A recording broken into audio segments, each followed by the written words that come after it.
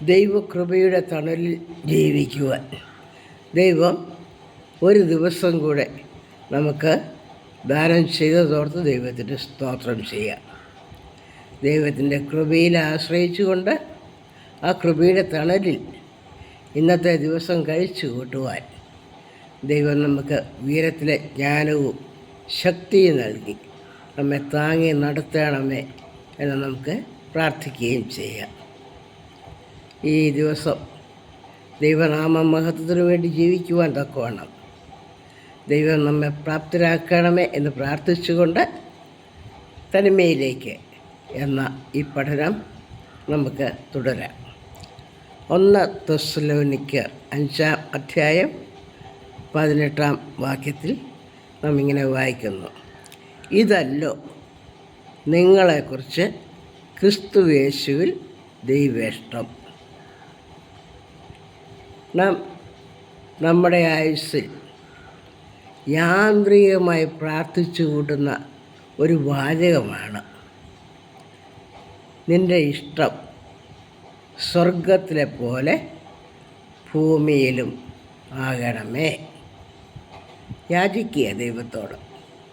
പക്ഷേ ആത്മാർത്ഥമായിട്ട് പ്രാർത്ഥിക്കുന്ന ആണോ എന്ന് നാം പലപ്പോഴും നമ്മെ തന്നെ ശോധന ചെയ്യാറില്ല. സ്വർഗത്തിൽ ദൈവ ഇഷ്ടം മാത്രമാണ് നടക്കുന്നത്. ദൈവരാജ്യം അവിടെയാണല്ലോ. ദൈവരാജ്യത്തിൽ രാജാവിൻ്റെ ഇഷ്ടം മാത്രമാണ് അവിടെ പ്രാവർത്തികമാകുന്നത്. എന്നാൽ മനുഷ്യനെ സൃഷ്ടിച്ച് ആക്കിയിരിക്കുന്നത് ദുഷ്ടൻ്റെ അധീനതയിൽ കിടക്കുന്ന ഒരു ലോകത്തിലാണ്. എല്ലാവിധ ദുഷ്ടാത്മശക്തികളും ഈ ലോകത്തിൽ ജീവിക്കുന്ന മനുഷ്യനെ അനുനിമിഷം ആക്രമിച്ചുകൊണ്ടിരിക്കുകയാണ്. ആ ദൈവ ഇഷ്ടത്തെ മനസ്സിലാക്കി, അല്ലെ ദൈവത്തിന് ഇഷ്ടമുള്ളവരായി സാത്താൻ്റെ അധീനതയിൽ കഴിയുന്ന മനുഷ്യ മക്കൾക്ക് ദൈവത്തിന് പ്രസാദകരമായ ഒരു ജീവിതം, തങ്ങളുടെ ഉടയവനായ ദൈവത്തിന് പ്രസാദകരമായ ഒരു ജീവിതം നയിക്കുവാൻ എങ്ങനെ സാധിക്കും? കാരണം നമ്മൾ മറ്റൊരു ശക്തിയുടെ അധീനതയില്ല. നമ്മുടെ ഉടയവൻ സ്വർഗത്തിൽ വസിക്കുന്ന ദൈവമാണ്. ആ ദൈവത്തിന് പ്രസാദമുള്ളതാണ് നാം ചെയ്യേണ്ടത്. നമ്മുടെ ഉടയവനായ ദൈവമാണ് നമ്മെ ഈ ലോകത്തിലേക്ക് അയച്ചിരിക്കുന്നത്. അവിടെ സാത്താൻ നുഴഞ്ഞു കയറി നമ്മെ ഇല്ലായ്മ ചെയ്യുവാൻ ദൈവത്തിൻ്റെ അനുവാദം ലഭിച്ചിരിക്കുക. യോബിൻ്റെ ചരിത്രത്തിൽ നമ്മളതാണല്ലോ കാണുന്നത്. നീതിമാനാണ്, ദൈവഭക്തനാണ്, എല്ലാവിധ സൽഗുണങ്ങളുടെയും വിളനിലമായിരുന്നു യോബ്. അവിടെ സാത്താൻ ദൈവത്തിൻ്റെ അനുവാദത്തോടെ യോബിൻ്റെ ജീവിതത്തെ ആക്രമിച്ചു. അവനെ ഭൗതികമായും ശാരീരികമായും മാനസികമായും എല്ലാം ഇല്ലായ്മ ചെയ്യുവാൻ സാത്താൻ പരിശ്രമിക്കുന്നതായിട്ട് നമ്മൾ കാണുന്നു. അവൻ്റെ സ്വത്ത് എല്ലാം നഷ്ടപ്പെട്ടു, ശാരീരിക സൗഖ്യം നഷ്ടപ്പെട്ടു, സുഹൃത് വലയങ്ങളും ബന്ധുജനങ്ങളും അവനെ ഒറ്റപ്പെടുത്തി. വീണ്ടും വിമർശനങ്ങളുടെ ശരങ്ങളാണ് യോബിൻ്റെ നേരെ പാഞ്ഞു വന്നുകൊണ്ടിരിക്കുന്നത്. അവയുടെ മധ്യത്തിൽ യോബ് എങ്ങനെയാണ് പിടിച്ചു നിന്നത്? യോബിനറിയാമായിരുന്നു, ഈ ലോകം വിട്ട് ഞാൻ എൻ്റെ ദൈവത്തെ ദേഹരഹിതനായി കാണും. ഈ ദേഹത്തിൽ ജീവിക്കുമ്പോഴാണ് എനിക്ക് പീഡകളും പ്രയാസങ്ങളും ദുഃഖങ്ങളും കണ്ണുനീരും ഒറ്റപ്പെടലും എല്ലാം ഉള്ളത്. ഈ ലോകത്തിൽ ഞാൻ ജീവിക്കുമ്പോഴും എൻ്റെ സഖിത്വം എൻ്റെ ദൈവത്തോടാണ്.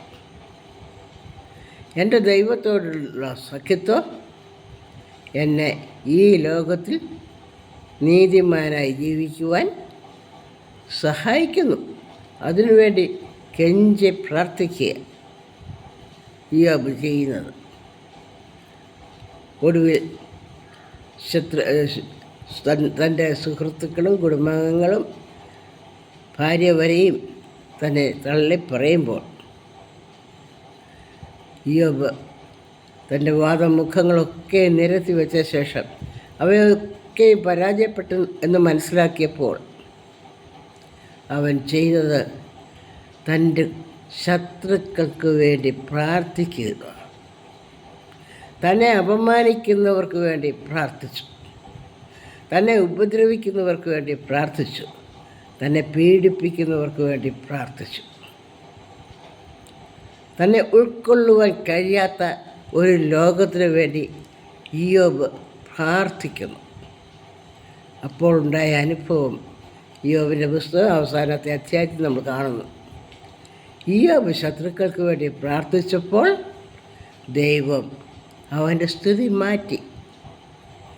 അവന് പണ്ട് ഉണ്ടായിരുന്ന ഭൗതിക സമ്പത്തിലേക്ക് അവനെ വീണ്ടും ദൈവം കൈ പിടിച്ച് നടത്തിയതായിട്ട് നമ്മൾ കാണുന്നു.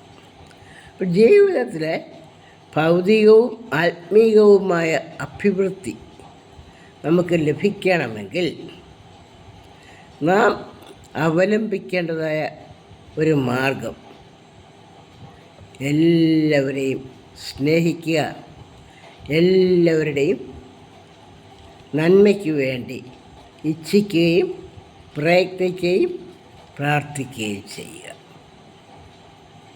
കർത്താവിൻ്റെ മാതൃകയും അതായിരുന്നല്ലോ.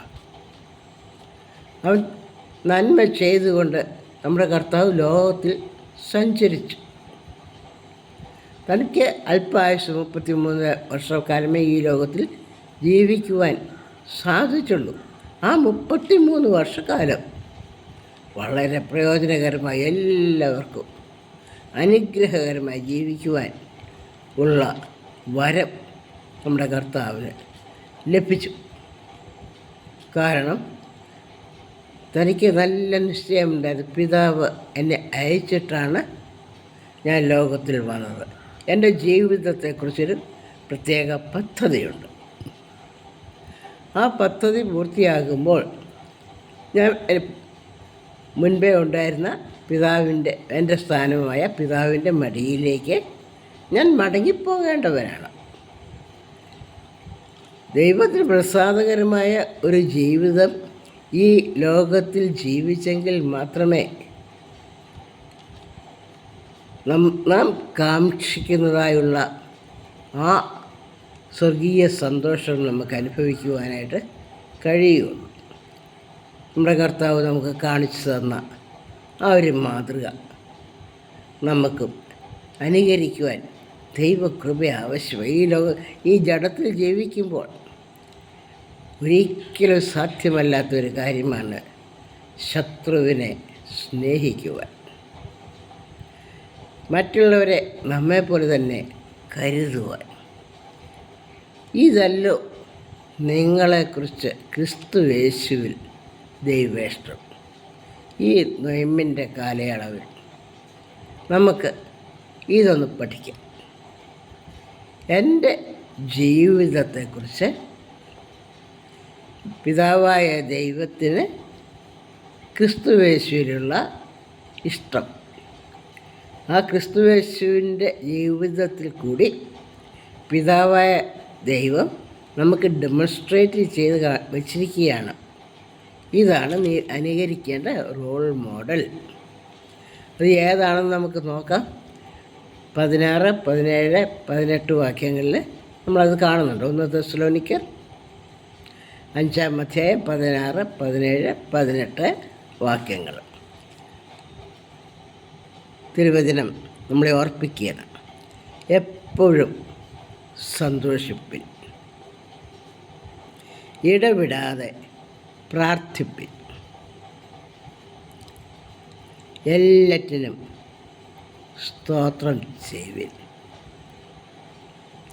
എപ്പോഴും സന്തോഷിക്കുവാൻ മനുഷ്യന് അസാധ്യമായൊരു കാര്യമാണ്. തനിക്കിഷ്ടമില്ലാത്ത കാര്യം വന്ന് ഭവിക്കുമ്പോൾ മുഖം പാടും.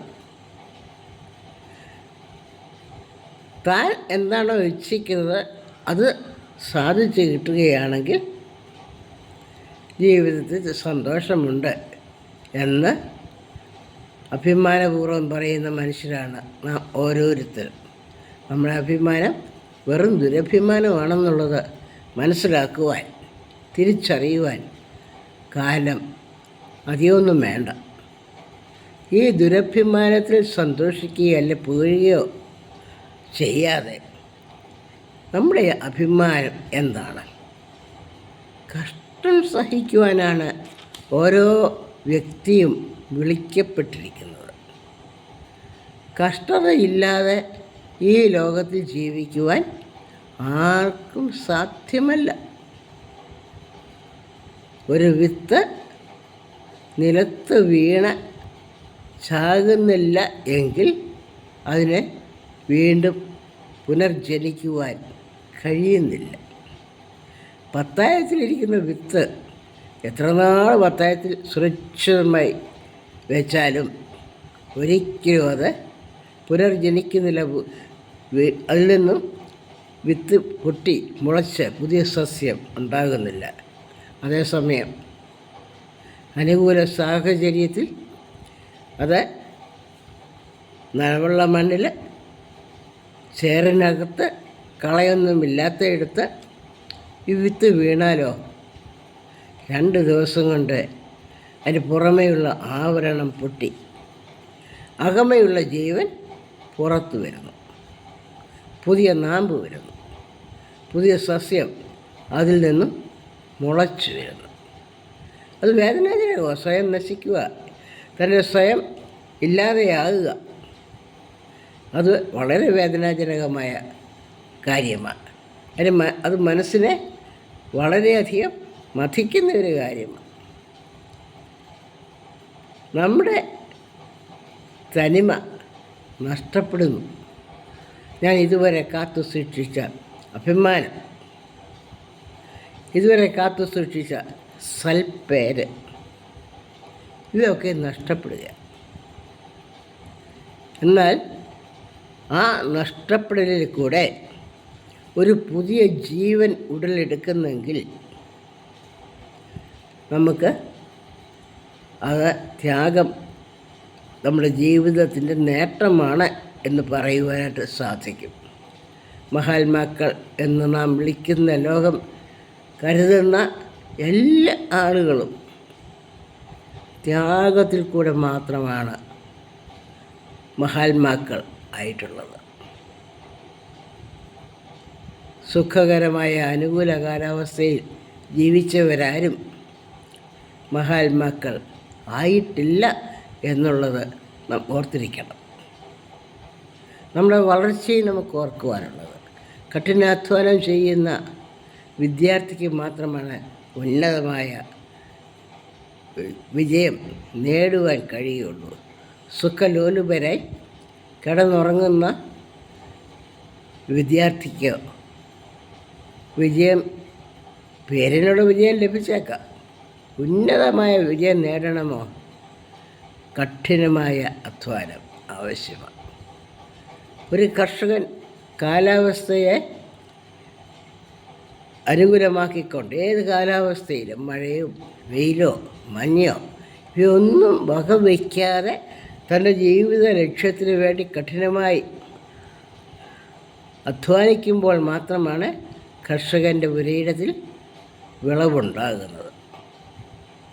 അതുപോലെ ഓരോ ജീവിത രംഗത്തും കഷ്ടത ആവശ്യമാണ്. അവ സന്തോഷകരമാകണമെങ്കിൽ ഞാൻ എന്തിനു വേണ്ടിയാണിത് ചെയ്യുന്നത്? ഒരു അമ്മയുടെ ഏറ്റവും വലിയ സന്തോഷം വേദനപ്പെട്ട് പ്രസവിക്കുന്ന കുഞ്ഞിനെ കൈകളിലെടുത്ത് ആ കുഞ്ഞിനൊരു ചുമ്മനം കൊടുക്കുമ്പോൾ ആണ് ഏറ്റവും വലിയ സന്തോഷം അനുഭവിക്കുന്നതെന്ന് പറഞ്ഞു കേൾക്കാറുണ്ട്. പ്രസവ വേദനയേക്കാൾ വലിയ വേദന ഇല്ല എന്ന് പറയും. പക്ഷേ ആ പ്രസവ വേദനയ്ക്കായിട്ട് വാഞ്ചിച്ചുകൊണ്ട് ഒരു മാതാവ് ഒരു പൈതലിനെ ഉദരത്തിൽ വഹിക്കുവാൻ, ആ പൈതൽ ഉദരത്തിൽ ഉരുവായി വളർച്ചയുടെ ഘട്ടങ്ങളിലൊക്കെയും പലരിതിനോടും വിരസതയും വിമുഖതയും ഒക്കെ മാതാവിനുണ്ടാകും. ഇങ്ങേറ്റം ഭക്ഷണത്തോടും താൻ പ്രിയപ്പെട്ടിരുന്ന പാനീയങ്ങളോടും വസ്ത്രങ്ങളോടും മണങ്ങളോടും ഒക്കെയും തനിക്ക് വിമുഖതയുണ്ടായെങ്കിലും തൻ്റെ ഉദരത്തിൽ വഹിച്ചിട്ടുള്ള കുഞ്ഞിൻ്റെ വളർച്ചയും ആ കുഞ്ഞ് ആരോഗ്യമായിട്ട് ലോകത്തിലേക്ക് വരുന്നതിൻ്റെ വാഞ്ചയും ഓർക്കുമ്പോൾ എന്നെ സന്തോഷപൂർവ്വം ആ പ്രയാസത്തെ വഹിക്കുന്നത് പോലെ എപ്പോഴും സന്തോഷിക്കണം. അതാണ് ഒന്നാമത്തെ പ്രമാണമായിട്ട് അപ്പോസ്തലൻ നമുക്ക് പറഞ്ഞു തരുന്നത്. രണ്ടാമതായിട്ട് പറയുന്നത് ഇടവിടാതെ പ്രാർത്ഥിക്കണം. പ്രയാസം നിറഞ്ഞ ലോകത്തിലേക്കാണ് ദൈവം നമ്മളെ ഇറക്കി വിട്ടിരിക്കുന്നത്. കഷ്ടപ്പെടണം. ആ കഷ്ടപ്പെടുവാൻ നമ്മുടെ ജഡത്തിന് ഇഷ്ടമില്ല. ദൈവം എന്നെ അയച്ചിരിക്കുന്നത് ഏറ്റവും ഉത്തമമായ സ്ഥലത്തേക്കാണ്. ദൈവം എന്നെ ആക്കിയിരിക്കുന്നത് എൻ്റെ വളർച്ചയ്ക്ക് ഏറ്റവും അനുയോജ്യമായ ഇടത്തിൽ വസിക്കുവാനാണ് എന്നുള്ള തിരിച്ചറിവ് നമുക്കുണ്ടാകുമ്പോൾ സർവജ്ഞാനിയായ എൻ്റെ ഉടയവനും എൻ്റെ പരിപാലകനുമായ ദൈവം എന്നെ എന്തിന് ഈ ലോകത്തിലാക്കിയിരിക്കുന്നു, ഈ കുടുംബത്തിലേക്ക് എന്നെ എന്തുകൊണ്ട് അയച്ചിരിക്കുന്നു, ഈ ഭർത്താവിനോട് ജീവിക്കുവാൻ എനിക്ക് എന്തുകൊണ്ട് ഇടവരുന്നു, ഈ അമ്മാവിയമ്മയോട് കൂടി ജീവിക്കുവാൻ എനിക്ക് എങ്ങനെ സാധിക്കും? ആ ചോദ്യത്തിനൊക്കെ ഉത്തരം നൽകുന്നത് എൻ്റെ പിതാവ് അറിയാതെ, സ്വർഗീയ പിതാവ് അറിയാതെ ഇതൊന്നും എനിക്ക് സംഭവിക്കുന്നില്ല. അവൻ്റെ പദ്ധതി പ്രകാരമാണ് ഞാൻ ഈ അനുഭവങ്ങളിൽ കൂടി കടന്നു പോകുന്നത് എന്ന് മനസ്സിലാക്കിക്കൊണ്ട് എൻ്റെ ജഡത്തിന് ഇതിനെ നേരിടുവാനുള്ള ത്രാണി ഇല്ല. അതുകൊണ്ട് എനിക്കൊരു സ്വർഗീയ ഇടപെടൽ ആവശ്യമാണ്. എൻ്റെ മനസ്സിനെ ഇതിനായിട്ട് ഒരുക്കണം. ഞാൻ ദൈവിക പദ്ധതിക്കായിട്ട് ഈ ലോകത്തിൽ ആക്കപ്പെട്ടവരാണ്. ഈ ലോകത്തിലെ എൻ്റെ വേല പൂർത്തിയായി. മനുഷ്യപുത്രന്മാരെ തിരികെ വരുവിനെന്ന് എന്നെ മടക്കി വിളിക്കുമ്പോൾ ഇതാ ഞാനെന്ന് പറഞ്ഞുകൊണ്ട് സന്തോഷത്തോടെ പിതാവിൻ്റെ അടുക്ക് കടന്നു ചെല്ലേണ്ടതാണ് എന്ന ആ ബോധ്യം നമുക്ക് ലഭിക്കുമ്പോൾ ദൈവമേ എനിക്ക് കഴിവില്ല, എന്നെ സഹായിക്കണമേ, നിന്നെ വിശ്വസിക്കുവാൻ എനിക്ക് കൃപ തരണമേ, പൂർണ്ണമായി നിന്നെ വിശ്വസിച്ചുകൊണ്ട്, നിൻ്റെ വചനത്തെ വിശ്വസിച്ചുകൊണ്ട്, നിൻ്റെ വാഗ്ദത്തങ്ങളെ വിശ്വസിച്ചുകൊണ്ട് ഈ ലോകത്ത് ഞാൻ ജീവിക്കുവാൻ എനിക്ക് സഹായിക്കണമേ എന്നുള്ള പ്രാർത്ഥന. അപ്പോൾ നമുക്ക് സന്തോഷിക്കുവാൻ സാധിക്കും. ആ സന്തോഷം എൻ്റെ പിതാവ് എന്നിൽ സന്തോഷിക്കുമ്പോൾ ഞാനും സന്തോഷിക്കുവാൻ ഇടയാകുന്നു. എല്ലാറ്റിനും സ്തോത്രം ചെയ്യണം. എന്തനുഭവം വന്നാലും, സന്തോഷം വന്നാലും സന്താപം വന്നാലും, കണ്ണുനീരിൻ്റെ അനുഭവം വന്നാലും, ഉന്നത വിജയം നേടിയാലും എല്ലാം ദൈവഹിതപ്രകാരം ആകുന്നു എന്നുള്ളത് നമുക്ക് മനസ്സിലാക്കാം. ദൈവത്തിൻ്റെ പദ്ധതി അനുസരിച്ചാണ്. ജീവിതത്തിൻ്റെ എല്ലാ അനുഭവങ്ങളിൽ കൂടി ഓരോ വ്യക്തിയും കടന്നു പോകേണ്ടവരെ, ബാല്യത്തിൽ ദാരിദ്ര്യം അനുഭവിക്കുന്നവരെ പ്രായപൂർത്തിയാകുമ്പോൾ ജീവിതത്തിൻ്റെ നില മാറി മറ്റുള്ളവർക്ക് സന്തോഷം നൽകുന്നവരായിത്തീരുന്നു. ജീവിതത്തിൽ സുഖലോലുപതയിൽ ബാല്യത്തിൽ ജീവിക്കുന്നവരെ വളർന്നു വരുമ്പോൾ മടി പിടിച്ച് അലസരായി ജീവിതത്തിൽ ഒന്നിനും കൊള്ളാത്തവരായിത്തീരുന്നു. എല്ലാ അനുഭവങ്ങളിൽ കൂടെയും പോകുവാൻ സജ്ജമായിരിക്കണം നമ്മുടെ ജീവിതം. ഏത് ദുരനുഭവം വന്നാലും താങ്ങുന്ന കരങ്ങൾ എന്നെ താങ്ങുവാൻ കൂടെയുണ്ട് എന്നുള്ള ധൈര്യത്തിൽ ഇടവിടാതെ പ്രാർത്ഥിക്കുവാൻ, എല്ലാറ്റിനും സ്തോത്രം ചെയ്തുകൊണ്ട് ജീവിക്കുവാൻ ദൈവത്തിൻ്റെ പരിശുദ്ധാത്മാവ് നമ്മെ പ്രാപ്തരാക്കണമേ എന്ന് പ്രാർത്ഥിക്കാം.